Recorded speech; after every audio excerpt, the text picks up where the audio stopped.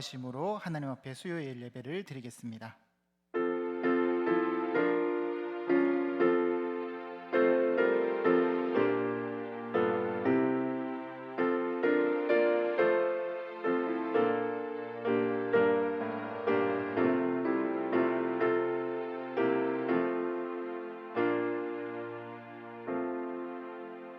우리의 예배를 받으시기에 합당하신 하나님 아버지, 지난 3일간 베풀어 주신 그 은혜에 감사드립니다. 오늘 주의 권속들이 이 주님의 전에 나와 주님 앞에 예배 드리러 나왔사오니 주님, 오늘 이 자리에서 드리는 모든 예배 가운데 주님 흠양하시고 함께하여 주시옵소서. 온라인으로 드리는 예배 또한 아버지께서 함께하여 주시고 어느 곳에 있든지 주를 바라보는 참된 예배자들 다 되게 하여 주시옵소서. 감사드리오며 예수님의 이름으로 기도드리옵나이다. 아멘. 찬송가 384장 나의 갈 길 다 가도록 함께 찬송하시겠습니다.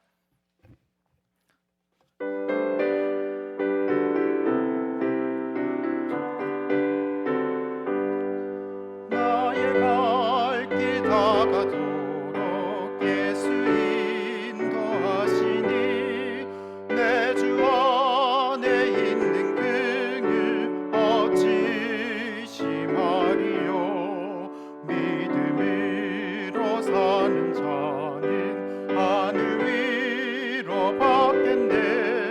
무슨 일을 만나든지 만사 영통하리라. 무슨 일을 만나든지 만사 영통하리라. 나의 갈 길 다 가도록 예수 인도하시니 어려운 일 당한 때도 족한 은혜 주시네. 나는 심히 고단하고 영혼 매우 가라나 너의 앞에 반석에서 샘물 나게 하시네. 너의 앞에 반석에서 샘물 나게 하시네. 너의 갈 길 다 가도록 예수 인도하시니 그의 사랑 어찌 큰지 말로 알 수 없도다. 성령 감화 받은 영혼 하늘나라 갈 때에 영영 들을 나의 찬송 예수 인도하셨네. 영영 들을 나의 찬송 예수 인도하셨네.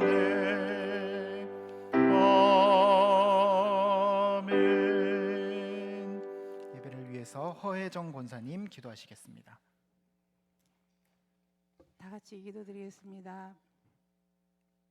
사랑의 아버지 하나님, 오늘도 감사합니다. 하나님이 하나님 될자다 말씀하신 그 말씀을 믿습니다. 아버지, 이 모든 상황이 다 이해되지 않지만 역사를 주관하시는 하나님을 알기에 힘들고 어렵고 마음이 아파도 그럼에도 늘 주님은 옳았습니다 고백하며 찬양과 경배를 올려드립니다. 아버지, 예배 자리에 나올 수 없는 상황에 서고 보니 죄는 점점 더 많아지고 홀로 주님과 만나는 시간들이 점점 멀어지는 모습이 보여 너무 힘듭니다. 아버지, 저희는 정말 주님 없이는 아무것도 할 수 없는 연약한 죄인인 것을 또 알게 되었습니다. 정말 주님이 필요합니다. 하나님 아버지, 정말 예배의 자리에 나오고 싶은 나오지 못하는 우리의 사랑하는 형제 자매들을 기억하여 주시옵소서. 아버지, 그 힘들고 어려운 아버지 두려움과 공포 그리고 또 외로움에 지쳐 기도도 잘 수 없는 우리 지체들을 만져주시고 위로하여 주시옵소서. 아버지 하나님, 하루속히 함께 모여 예배드리며 찬양하며 웃고 떠들며 먹고 마실 수 있는 가장 소중했던 일상으로 돌아갈 수 있게 하나님 도와주시옵소서. 아버지, 모든 것을 협력하여 선을 이루신다 하신 아버지 하나님, 우리 교회와 세계 곳곳에서 섬기는 교회마다 이 힘든 시기를 잘 이겨낼 수 있게 믿음과 지혜를 주셔서 극복할 수 있게 주님 도와주시옵소서. 아버지, 그래도 혹시 너무 힘들어 하나님을 모른다 하며 믿음에서 멀어질 성도들이 있을까요? 걱정됩니다. 믿음이 이 풍랑 인연하여 더 단단해지는 우리 선교지와 우리 잠재원교회가 될 수 있게 하나님 붙들어 주시옵고 함께하여 주시옵소서. 아버지 하나님, 우리 이윤찬 목사님에게 먼저 성령의 충만함 주시옵소서. 어려운 시기에 양떼들을 내 몸과 같이 사랑하게 하시고 목자의 심령과 아비의 마음으로 성도들을 살피시기에 부족함 없게 영역의 강건함으로 채워주시옵소서. 아버지, 모든 은혜를 다른 교역자들에게도 똑같이 은혜를 주실 줄 믿습니다. 아버지 하나님, 오늘도 귀한 말씀 듣습니다. 우리 전하신 우리 목사님에게 먼저 은혜를 주시고 저희들 각자 성도들에게는 하나님의 말씀으로 각자에게 들려질 수 있게 하나님 도와주시옵소서. 저희들은 말씀으로 힘을 얻게 하시고 또 세상에 나가서는 하나님의 자녀로 당당히 살아낼 수 있는 믿음의 일꾼들 되기를 원하옵나이다. 아버지, 어떠한 상황에서도 하나님 보시기에 옳은 삶 되기를 원하고 저희가 있는 그 자리가 그 삶이 예배의 자리가 되기를 원하고 속히 있는 그곳에서 아버지 하나님이여 저희들은 잘 살아갈 수 있게 하나님 도와주시옵고 아버지 하나님 어느 자리에 있든지 영향력 있는 성도로서 아버지 하나님의 귀한 자녀로서 잘 살아낼 수 있게 하나님 도와주시옵소서. 아버지 하나님, 우리들의 삶의 이유가 되시고 우리들을 위해서 기꺼이 목숨까지도 내어주시는 사랑하는 우리의 예수님의 이름으로 간절히 기도드리옵나이다. 아멘.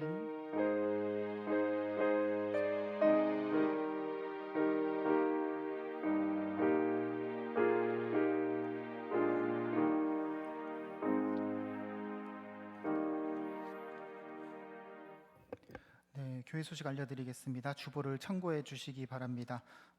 정부의 그 방역 수칙이 생활 방역 수칙으로 바뀌고 또 오늘 또 많은 분들이 나와 주셨는데 그 교회도 동일하게 온라인과 또 오프라인 또 현장으로 동일하게 또 같이 병행해서 진행하고 있습니다.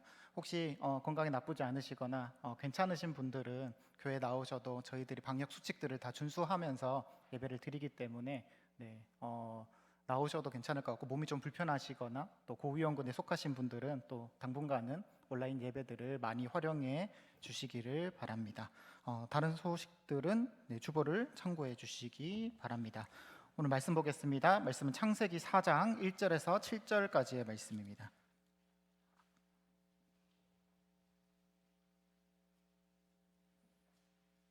구약성경 창세기 4장 1절에서 7절까지의 말씀, 구약성경 5페이지에 있습니다.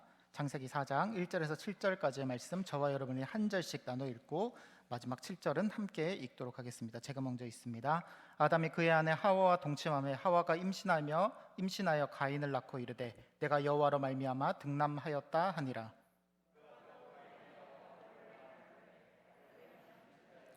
가인은 농사하는 자였더라.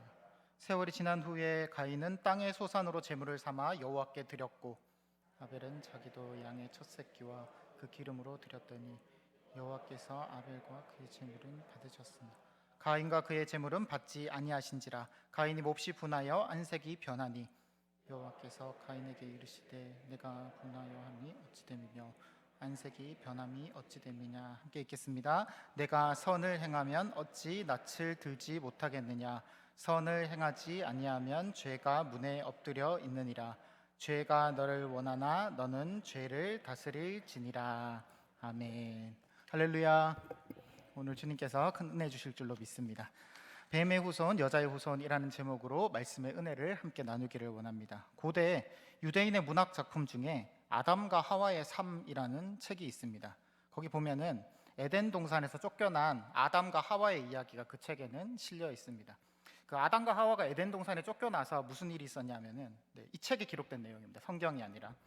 아담과 하와가 하나님께 참여를 하기 위해서 아담은 요단강으로 가게 됩니다. 그리고 하와는 티그리스 강으로 가게 된다고 해요. 거기서 40일간 금식 기도를 두 명이서 따로따로 이렇게 하게 되죠.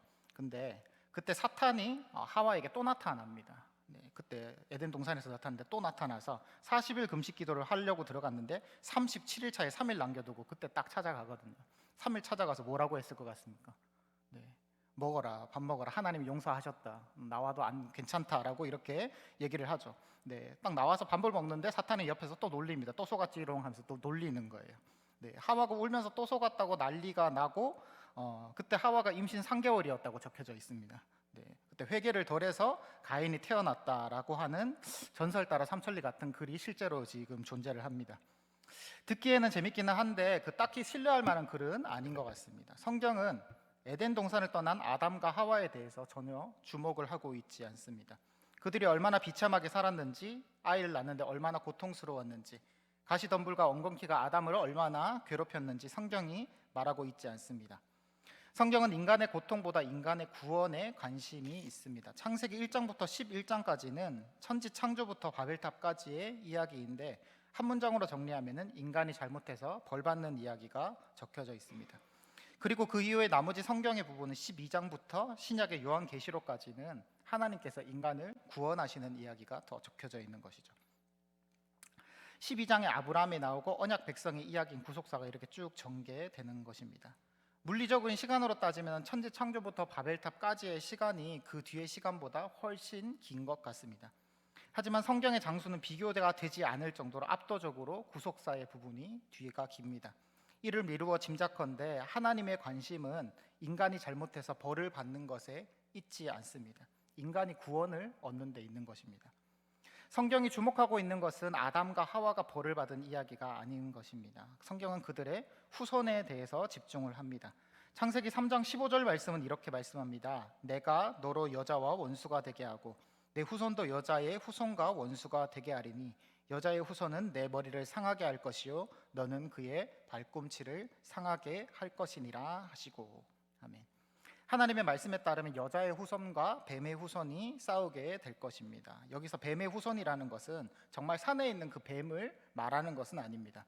성경을 사탄을 가리켜 옛뱀이라고 말씀합니다. 에덴 동산에서 여자를 유혹했던 뱀을 사탄과 동등하게 취급합니다.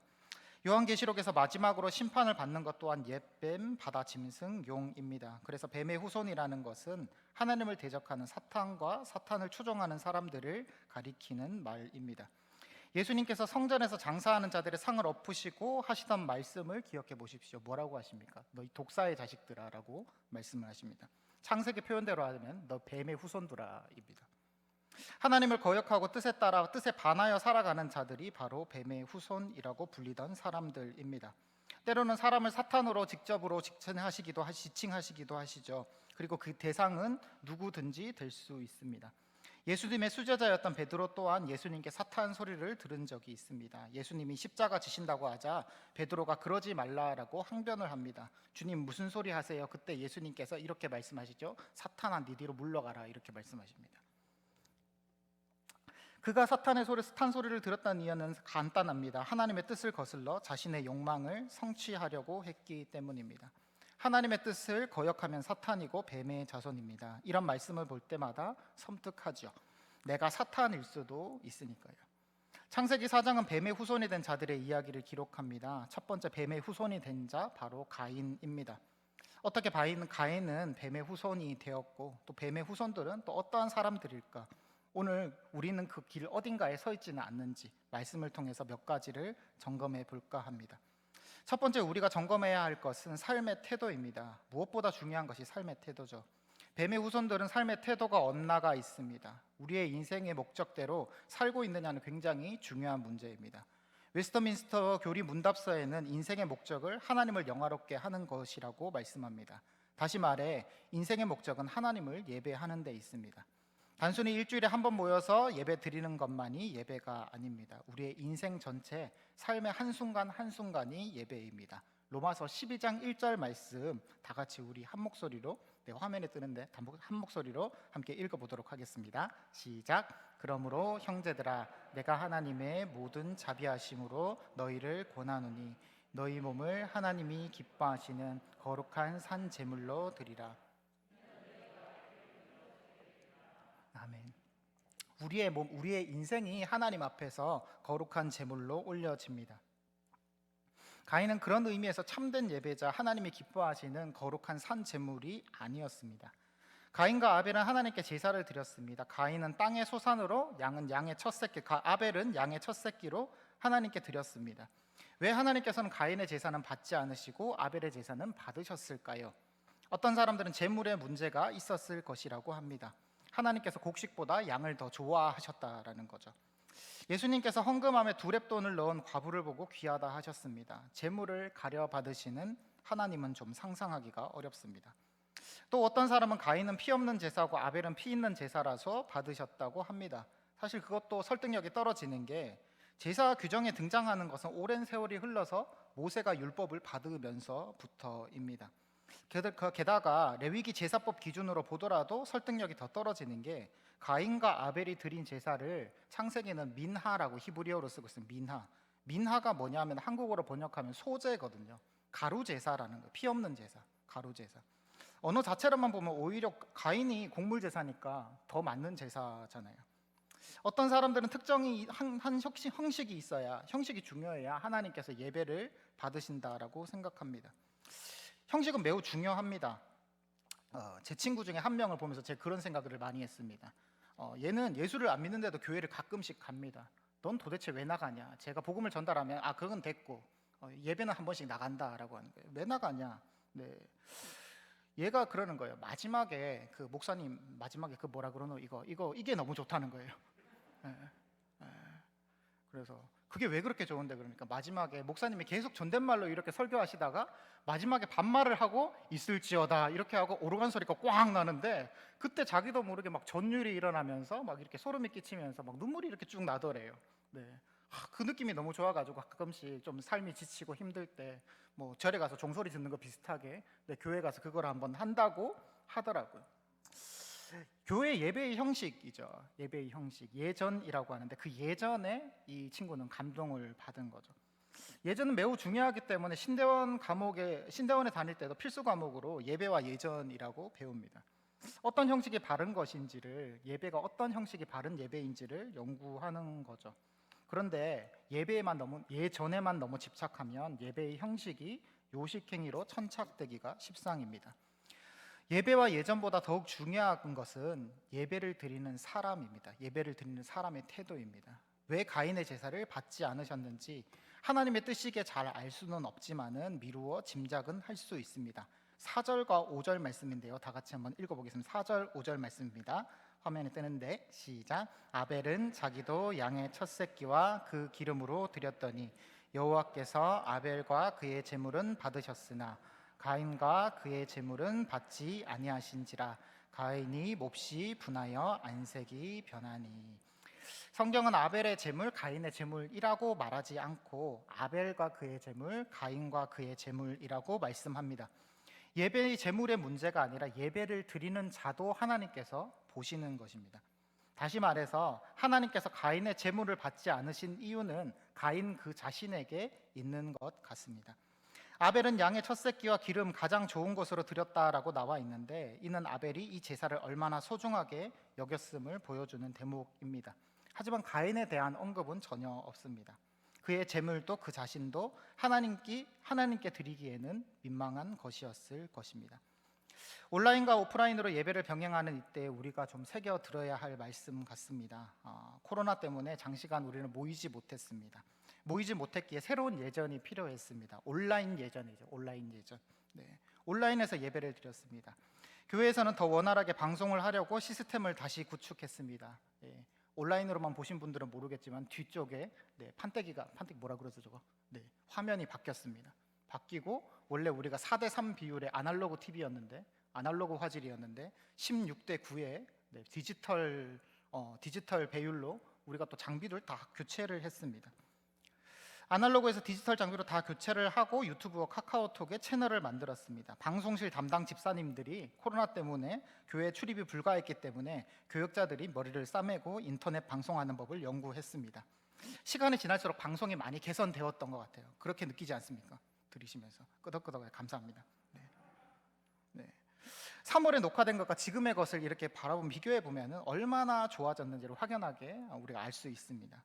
분명히 환경은 좋아졌습니다. 온라인에 맞게 예전 또 발전하고 있는 것입니다. 그런데 그 편의성이 증대된 만큼 그 하나님을 향한 우리의 마음도 같이 커졌는지 우리가 되돌아보아야 할 때가 된 것 같습니다. 처음 교회의 문이 닫힐 때 예배가 그립고 말씀이 간절했는데 어느새 그 간절함은 사라진 것이 아닌지 우리 자신을 한번 돌아봅시다. 과연 지금 내가 드리고 있는 이 예배는 하나님이 받으시기에 합당한지 말이죠.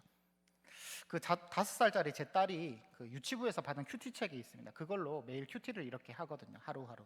네, 고난 주간이었습니다. 고난 주간에 딸이 큐티한 것을 제가 이렇게 가만히 봤습니다.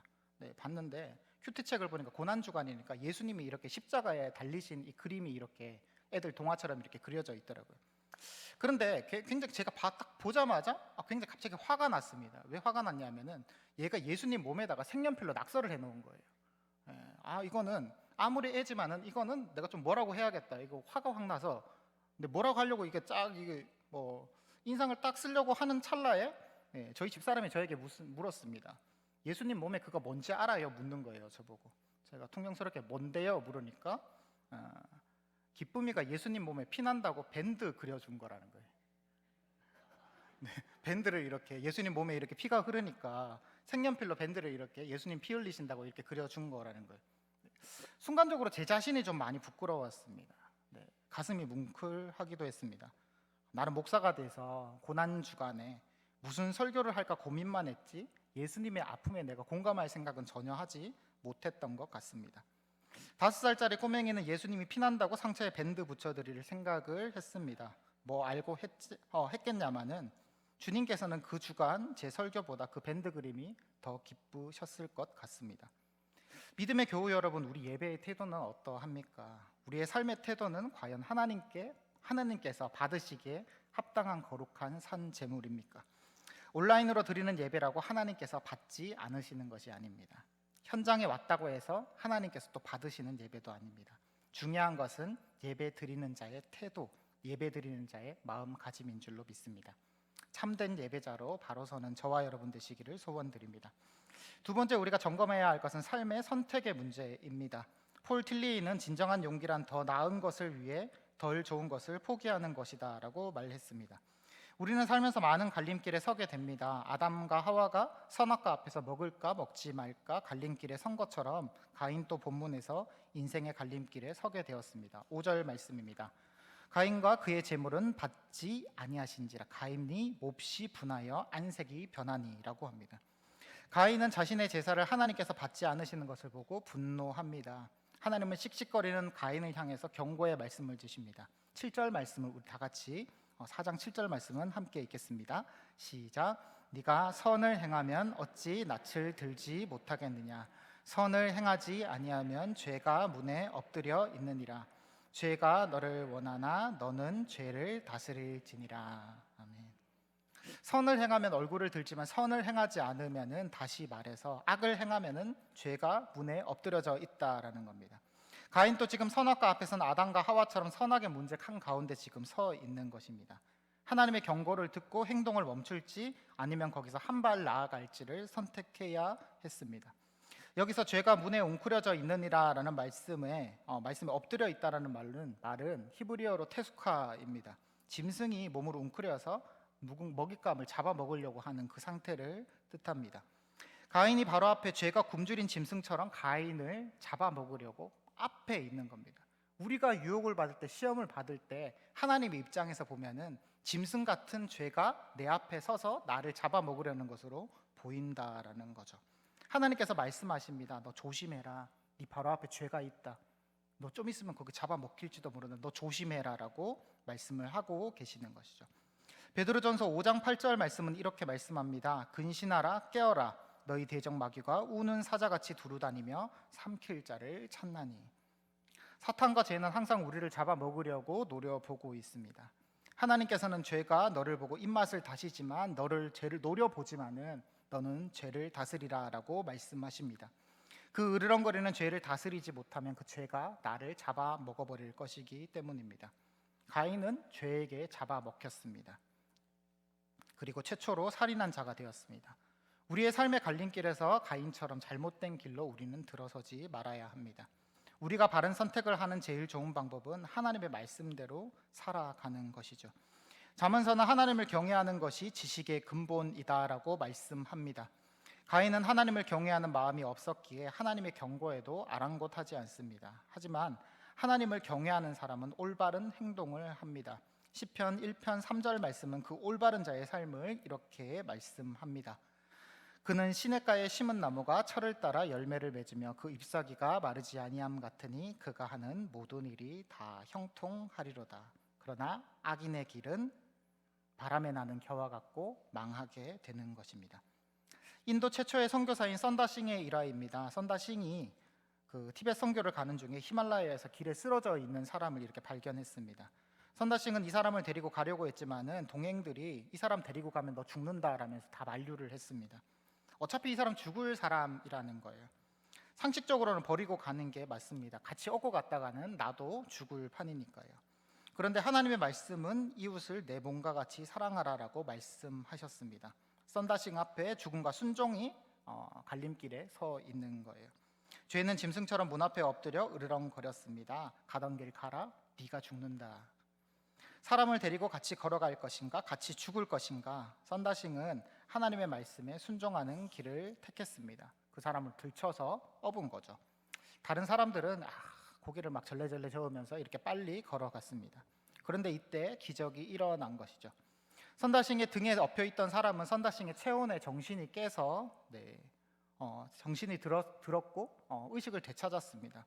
선다싱도 추운 날씨였지만 뒤에 사람의 체온 덕분에 체온이 더 이상 떨어지지가 않았습니다. 그런데 먼저 걸어갔던 사람들은 추위를 이기지 못하고 죽은 채로 전부 다 발견이 되었습니다. 선다싱은 이런 말을 남겼습니다. 주님을 위해 죽는 것은 쉽지만 주님을 위해 사는 것은 어렵다. 주님을 위해 죽는 것은 1시간이면 되지만 주님을 위해 사는 것은 매일 죽어야 함을 의미하기 때문이다. 믿음의 교우 여러분, 주님을 위해서 삽시다. 매일매일 선택의 기로에서 주님을 택합시다. 그 선다싱이 지은 노래가 있습니다. 한국말로도 번역이 된 건데요. 다 아실 겁니다. 주님 뜻대로 살기로 했네. 아시네. 주님 뜻대로 살기로 했네. 주님 뜻대로 살기로 했네. 주님 뜻대로 살기로 했네. 뒤돌아서지 않겠네. 뭔가 한국적인데 인도 민요입니다. 이게 원래. 인도 민요에 선다싱이 가사를 붙인 것이거든요. 가사가 참 그의 인생 같지 않습니까? 믿음의 교우 여러분, 우리도 노래 가사처럼 이 세상 사람 날 몰라줘도 세상 등지고 십자가 바라보면서 주님 뜻대로 살고 뒤돌아보지 않는 저와 여러분 되시기를 소원드립니다. 오늘 마지막으로 우리가 살펴볼 것은 삶의 결과에 대한 반성입니다. 뱀의 후손들의 특징은 반성이 없다는 겁니다. 가인도 마찬가지였습니다. 하나님께서는 가인에게 벌을 내리십니다. 12절 말씀입니다. 내가 밭을 갈아도 땅이 다시는 그 효력을 내게 주지 아니할 것이요 너는 땅에서 피하며 유리하는 자가 되리라. 가인은 농부였는데 더 이상 자신의 직업을 유지하지 못했습니다. 땅이 그를 거부했기 때문입니다. 그리고 땅에서 도망하는 자가 되어서 떠돌아다니게 되는 것이 가인이 받은 벌이었습니다. 그런데 이때 가인의 태도는 어떠합니까? 14절 말씀인데 14절 말씀 다 같이 한 목소리를 읽겠습니다. 14절입니다. 시작. 주께서 오늘 이 지면에서 나를 쫓아내시온즉 내가 주의 낯을 배웁지 못하리니 무릇 나를 만나는 자마다 나를 죽이겠나이다. 가인이 굉장히 공손하게 말하는 듯이 번역이 이렇게 되어 있습니다. 마치 다윗이 시편에서 그 잘못했을 때 회개할 때의 표현과 유사해서 가인이 많이 회개를 했기 때문에 하나님께서 가인을 살려주셨다, 죽이지 않으셨나 보다 하는데 전혀 그렇지가 않습니다. 히브리어 원어로 보면은 가인은 주께서 주님이라는 말을 한 적이 없습니다. 대신에 2인칭 남성 단수가 적혀져 있습니다. 여기서 주께서라는 말을 주를 전부 다 너로 바꿔보십시오. 이게 맞는 번역입니다. 너. 정말 잘 봐줘도 당신 정도입니다. 당신. 이게 그대로 번역하면은 약간 신성모독적인 번역이 되기 때문에 성경 번역자들이 차마 그렇게는 번역을 못한 것 같습니다. 직역을 하면은 내용이 사뭇 달라집니다. 양해하시고 들으시면 14절 번역하면은 가인이 하느님을 향해서 이렇게 소리를 질렀습니다. 14절을 직역을 하면 이렇습니다. 당신이 나를 땅 위에서 쫓아냈으니 내가 더 이상 당신의 얼굴을 보지도 못하고 땅에서 쉬지도 못하고 떠돌아다니게 될 것이다. 그렇게 되면 나를 만나는 사람마다 나를 죽이려고 들 것이다. 이게 가인이 한 말이거든요. 전혀 반성의 태도가 아닌 겁니다. 용서를 죄송합니다. 용서를 구하는 내용이 아니라 하나님을 원망하는 내용인 것이죠. 사탄의 특징은 하나님을 원망하게 만드는 겁니다. 나를 탓하고 반성하기보다는 누군가를 탓하고 하나님을 원망하기에 앞서는 것, 그것이 사탄의 뜻이고 그게 우리 인생이기도 합니다. 이번 주 월요일 날 제가 했던 얘기이기도 한데요. 월요일에 제가 새벽 기도를 인도했습니다. 저는 그 전주에 이미 원고를 다 완성을 해놓은 상태였습니다. 편안한 마음으로 있었습니다. 원고를 다 써놨으니까요. 원고를 다 써놓으면 목회자는 굉장히 기분이 한결 편해집니다. 네. 주일에 사역을 다 마치고 저녁을 먹고 자 이제 컴퓨터에 있는 원고를 이렇게 딱 뽑아가지고 연습을 하고 내일 새벽에 강단에 이렇게 올라가야겠다라고 준비해서 올라가려고 교회 컴퓨터를 봤는데 설교 파일이 없는 겁니다. 네. 이게 뭔가 싶어서 다시 다 뒤져봤는데도 찾을 수가 없었습니다. 그때 제가 제일 먼저 드는 생각은 하나님이 나를 다시 쓰게 하시려고 또 기회를 주셨구나 하고 이런 게 원래 정석적인 태도인데 그때 제게 처음 드는 생각은 도대체 어떤 목사님이 내 컴퓨터를 만졌는가였습니다. 네, 누가 만졌냐. 분노와 원망이 올려놨습니다. 내가 암호를 걸어놨어야 되는데부터 시작해서 혼자서 막 궁시렁궁시렁거리다가 다시 원고를 이렇게 쓰기 시작을 했습니다. 시간이 다 걸려서 원고를 다 써갈 때쯤이었는데 그때가 한 11시쯤 됐어요. 네, 주일 저녁 11시 11시쯤이었는데 다 써가는데 그때 우연히 뭔가를 눌러보다가 제가 썼던 원고를 다시 제가 발견을 했습니다. 더 열이 받은 거예요. 나오려면 진작 나오지. 네, 진짜 오늘 일 너무 안 풀린다. 진짜 하나님 너무하십니다 하면서 전에 썼던 원고를 내가 뭐라고 썼나 이렇게 읽어봤어요. 제 스스로가 제가 이렇게 적어놨더라고요. 제 한 글자도 안 고치고 그대로 적어왔는데 그대로 읽어드리겠습니다. 이렇게 제가 적었더라고요. 믿음의 교우 여러분, 진정한 믿음의 사람은 어려울 때도 하나님을 원망하지 않습니다. 정말 관절과 골수를 찔러 쪼개는 말씀이라서 마음이 너무 찔리는 거예요. 나도 모르는 새 제가 사탄 같은 일을 하고 있는 겁니다. 원망하고 불평하고. 사탄은 우리가 회개하기보다 하나님을 원망하기를 기대하고 또 소망합니다. 하나님 원망해라. 욥의 아내도 욥한테 하나님 원망하고 죽어라. 가인은 사탄처럼 하나님을 원망하고 불평했습니다. 하나님은 그러한 패역한 가인에게 죽음에 유의할 표를 주셨습니다. 은혜를 베풀어 주셨지만 가인의 행동은 도망가서 성을 쌓는 일이었습니다. 가인은 성을 쌓고 그 이름을 자신의 아들의 이름을 따서 에녹이라고 불렀습니다. 성을 쌓는 일은 적어도 가인에게 있어서는 매우 잘못된 행동입니다. 하나님께 벌을 받아 세상을 떠돌아다니면서 살며 인생을 참회해야 하는 것, 그것이 하나님께 받은 벌이었습니다. 하지만 가인은 성을 쌓고 그 속에 숨었습니다. 아담과 하와가 나뭇잎으로 자신의 몸을 가리고 나무 속에 숨은 것처럼 가인은 성 속으로 숨었습니다. 하나님의 진노를 도시의 성벽 뒤에서 피할 수 있다고 생각했던 것입니다. 가인은 그의 아들의 이름을 도시의 이름으로 정합니다. 그의 아들의 이름은 에녹이었습니다. 우리가 알던 에녹과는 다른 사람입니다. 에녹의 뜻은 교사, 선생, 길을 제시하는 사람입니다. 가인은 성을 쌓고 이렇게 길을 제시하고 있는 겁니다. 하나님께 죄를 지어도 너희 이렇게 하면 돼. 성 쌓고 여기서 살아. 하나님 여기까지 못 와라고 한 거죠. 이 도시가 너희의 길이고 진리고 생명이다라고 떠들었을 것입니다. 가인의 후손들은 가인처럼 뱀의 후손으로 살아갔습니다. 이를 대표하는 사람이 가인의 6대 손인 라멕입니다. 라멕은 살인자였습니다. 자신의 죽인 사람을 거들먹거리며 자랑하는 끔찍한 인간입니다. 그는 3명의 아들을 낳았습니다. 그의 아들의 이름이 야발과 유발과 두발 가인입니다. 전부 다 발이 들어가죠. 네. 이 발이 어디서 나온 말이냐 하면은 히브리어 자음으로 아벨의 벨자와 철자가 똑같습니다. 일부러 아벨의 이름을 그 죽었던 의인이었던 그 아벨의 이름을 자신의 아들의 이름에 적었습니다. 아벨의 죽음에 대한 반성이 아니라 조롱을 하기 위해서입니다. 아들의 뜻을 해석해 보면은 더 뜻이 확실하거든요. 야발은 행동하다라는 뜻이고요. 유발은 행동을 당하다라는 뜻입니다. 그리고 마지막으로 셋째 아들 두발 가인이라는 뜻은 가인의 행동이라는 뜻입니다. 행동을 당하는데 그 행동이 가인의 행동이라는 거예요. 가인의 행동이 뭡니까? 살인이죠. 그런데 자기 아들 이름에다가 전부 다 발발발, 아벨벨벨 다 적어놓고 그리고 딸의 이름이 나아마인데 나아마의 뜻은 기쁘다입니다. 다 합쳐볼까요? 가인이 행동을 하고 당하는 걸 보니 즐겁고 기쁘다라고 이렇게 말하고 있는 겁니다. 정말 끔찍한 사람이죠. 의인의 아벨의 죽임을 전리품처럼 여기며 그 죽음을 희화화하고 있습니다. 자기 행동에 대한 반성은 전혀 없고 자신의 생명은 영원할 것처럼 행동합니다.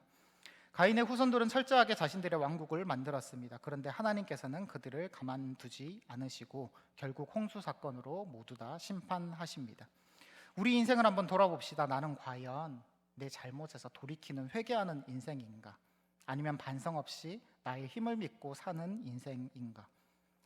작년 다니엘 기도회에서 그 최철규 집사님이라는 분의 간증을 들은 적이 있습니다. 그 사람 원래 뭐 하는 사람이었냐면 만화가였는데 성인 만화를 그리는 사람이었습니다. 왜 하필 성인 만화자면은 그분 증언으로는 그 만화가 다른 만화에 비해서 돈을 많이 벌었대요. 네. 만화를 그려서 성공하는 작가는 극소수입니다. 그렇게 성공을 못할 바에야 제일 간단하게 돈 벌 수 있는 것이 자극적이고 선정적인 야한 그림을 그리는 것이었다고 합니다. 수입이 괜찮았대요. 그런데 명색의 교회 집사님인데 선정적인 성인 만화 그려서 11조와 감사원금을 내고 있는 거죠. 뭐 돈만 많이 내면 됐지 뭐가 문제냐라고 자기는 생각했었던 것 같습니다. 여기까지는 가인의 인생과 비슷합니다. 하나님께 반하는 인생이고 삶의 태도도 올바르지가 않습니다.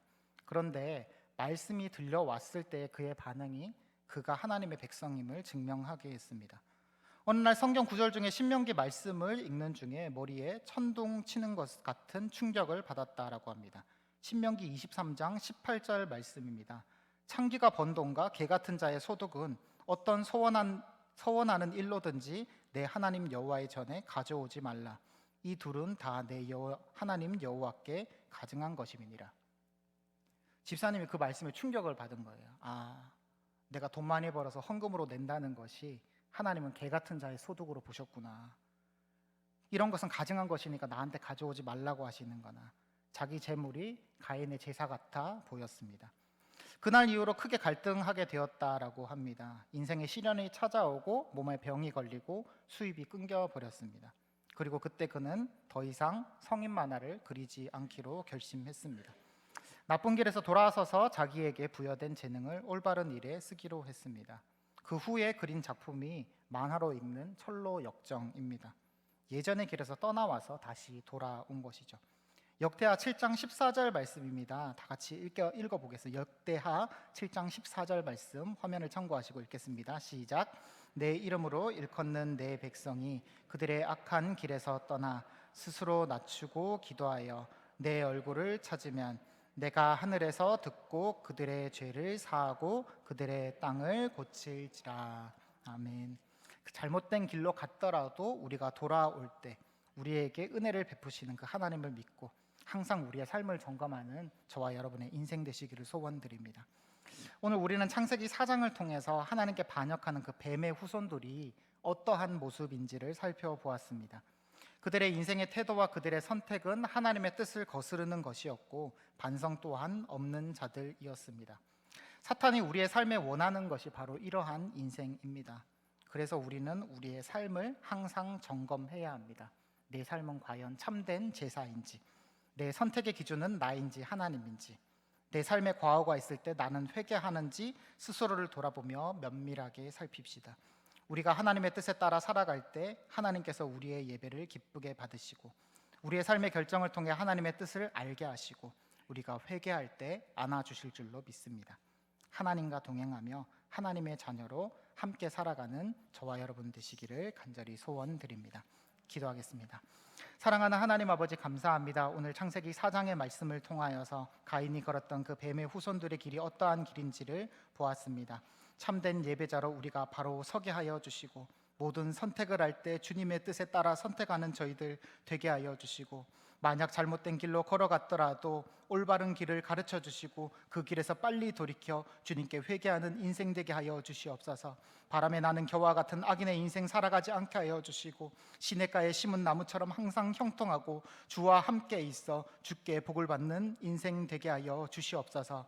감사드리오며 예수님의 이름으로 기도드리옵나이다. 아멘. 이제는 우리 주 예수 그리스도의 은혜와 하나님 아버지의 사랑과 성령의 교통하심이 뱀의 후손처럼 하나님께 반역하고 거역하며 살아가는 인생이 아니라 온전히 하나님의 뜻에 따라 살아가며 순종하며 살아가기로 다짐하고 소원하는 사랑하는 참 좋은 교회 모든 지체들 머리머리 위에 이제로부터 영원토록 항상 함께 있을지어다. 아멘.